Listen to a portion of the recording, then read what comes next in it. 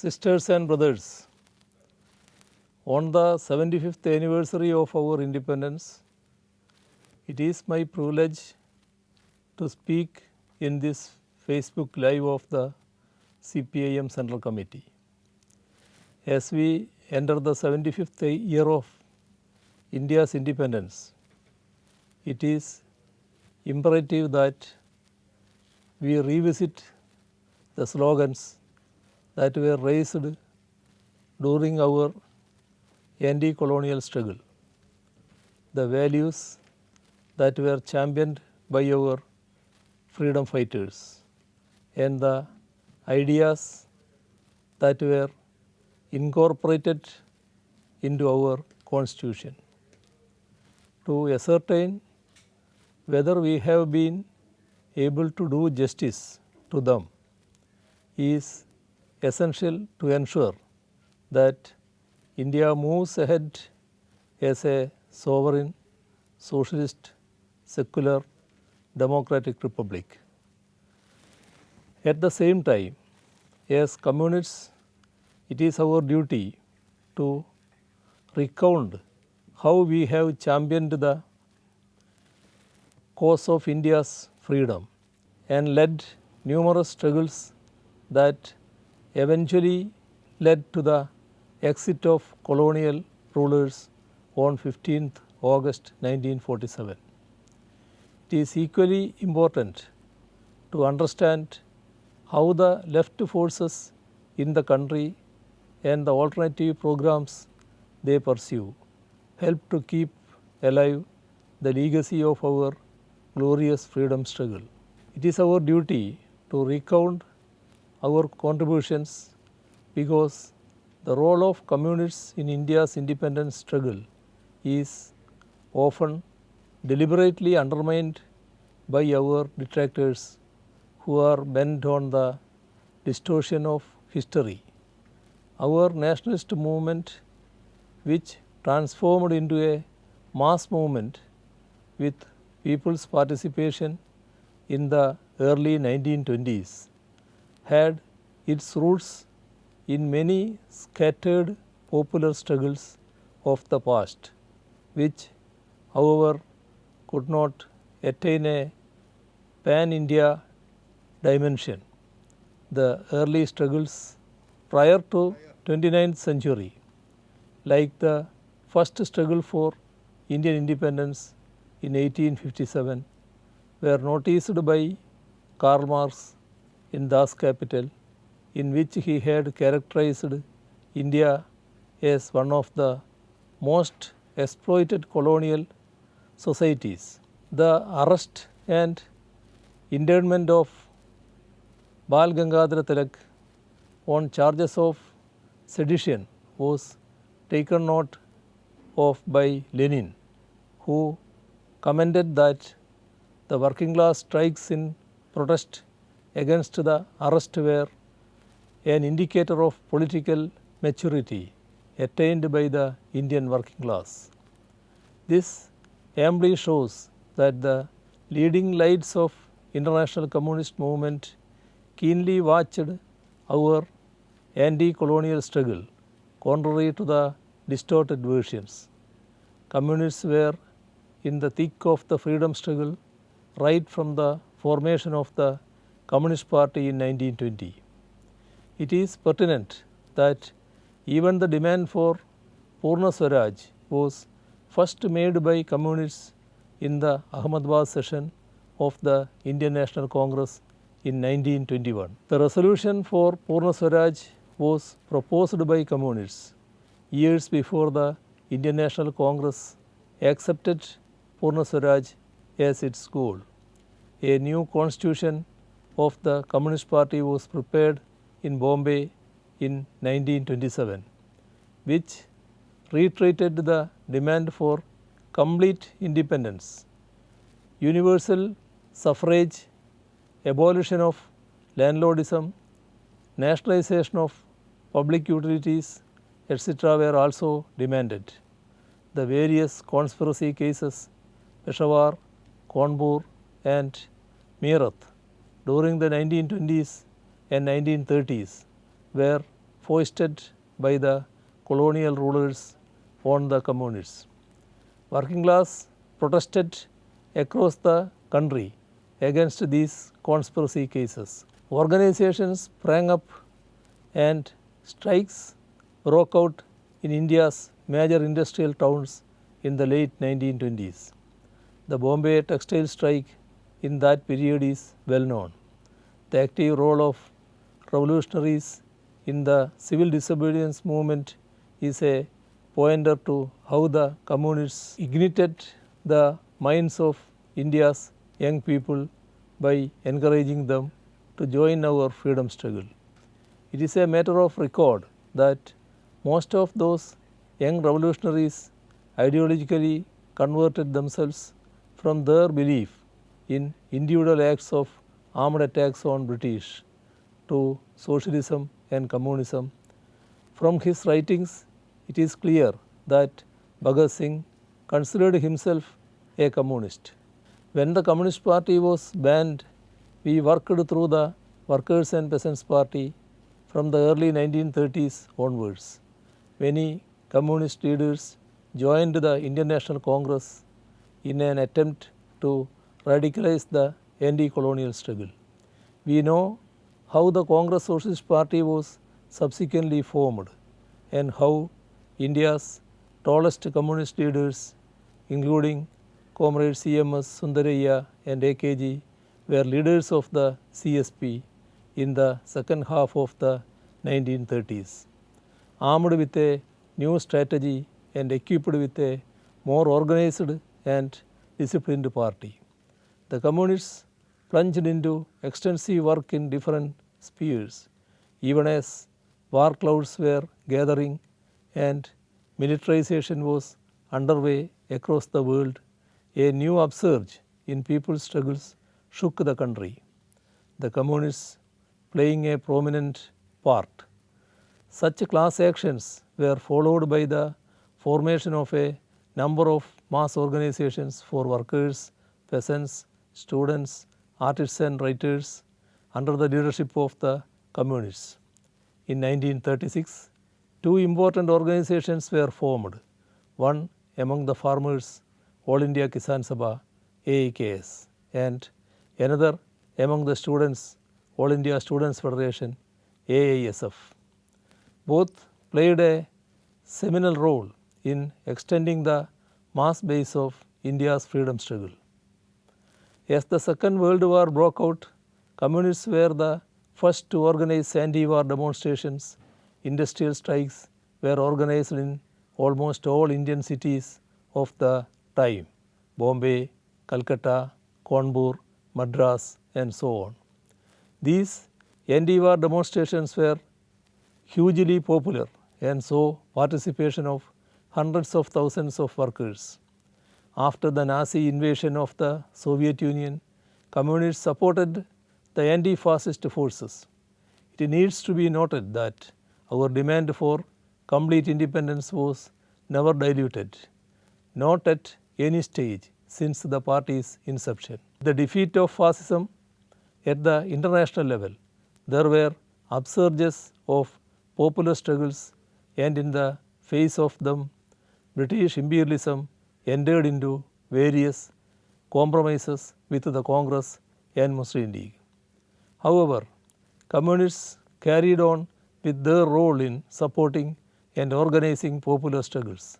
Communists stood in the forefront, leading many peasant struggles, linking them with our freedom struggles. Some such prominent struggles were in North Malabar in the 1940s, including Kayyur, the Tebaga movement in Bengal in 1943, the Telangana armed struggle which went on from 1946 to 1951, the Punapravailar struggle of 1946 in Travancore, the revolt of the Warlis between 1945 and 1947 in Maharashtra, and the Surmavali struggle in Assam.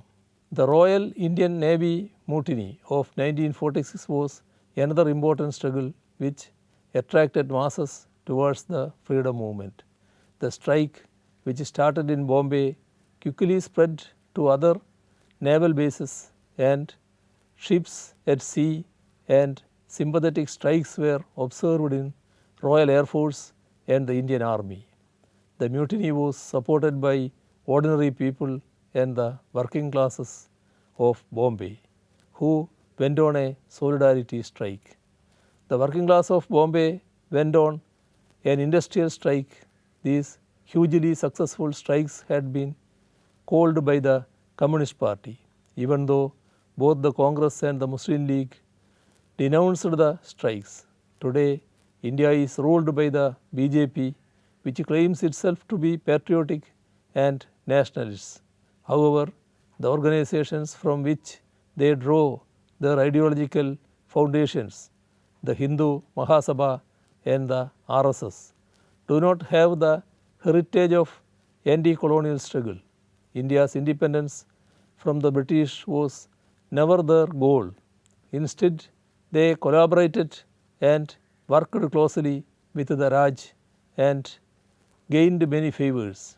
We need to remember that Golwalkar said that Hindus should not waste their energy fighting the British, but save it to fight internal enemies like Muslims, Christians and communists. They were the ones who supported the two-nation theory of Jinnah that ultimately led to the partition of our country on religious lines. Even in 1947, when India attained independence, they did not alter their position. During the partition of our country, they were actively engaged in organizing communal riots, while communists worked hard to stop the riots and ensure peace. Here, we need to take note of the fact that imperialists made use of bourgeois nationalism to disrupt and united movements of the working class all over the world. In India too, they had to resort to such tactics as divide and rule, and by giving the communal question cardinal importance. Sidestepping the burning problems of the masses comprising of peasants and workers, as we are at 7.5 decades of independence, it can be said that India has made significant strides in the fields of science and technology. At the same time, the benefits have substantially bypassed significant sections of the population. Digital divide is one such example.